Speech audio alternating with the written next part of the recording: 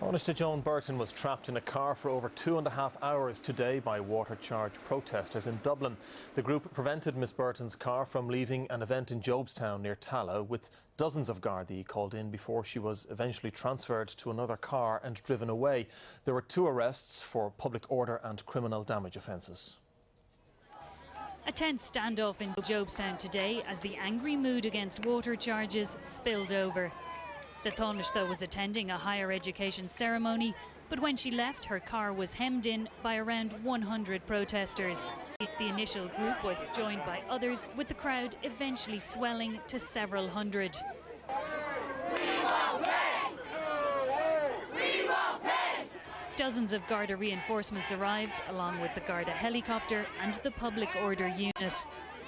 This escalated the tension and the unit agreed to step aside in return for the protesters agreeing to slowly march in front of the car to let her out.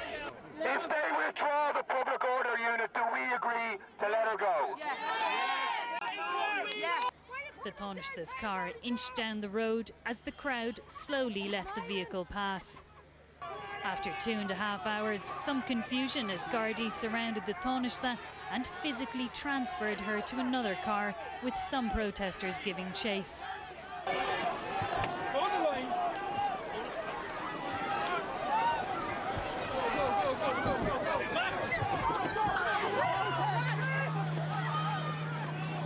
One of the Tánaiste's associates also transferred to another Garda car.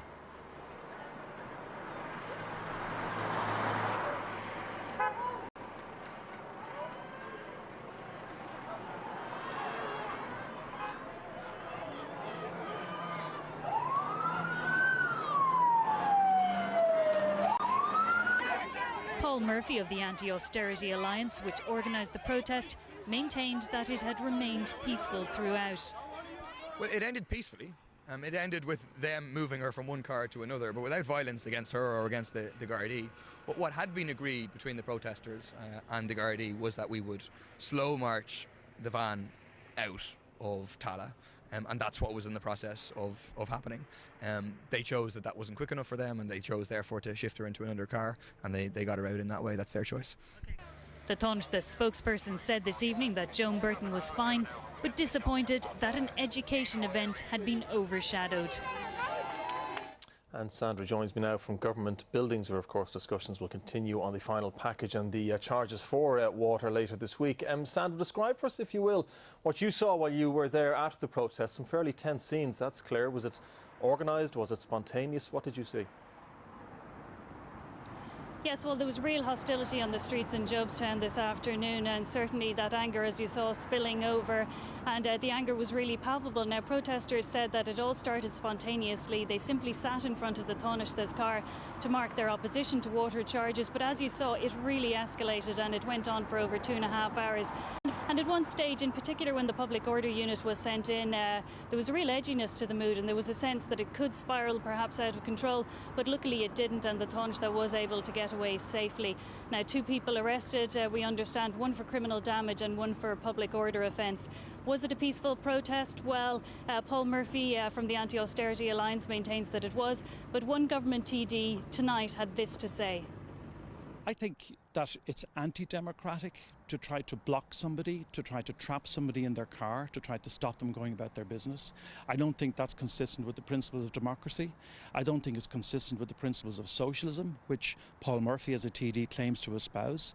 I think that he as a representative in Dáil Éireann, and as an elected representative, has a responsibility to ensure that the principles of democracy are upheld.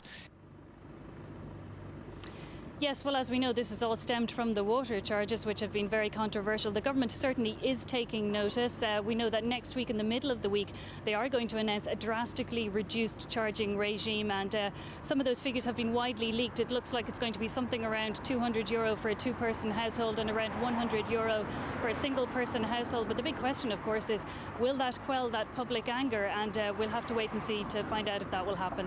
Sandra Hurley at Government Buildings for us this evening. Thank you, Sandra.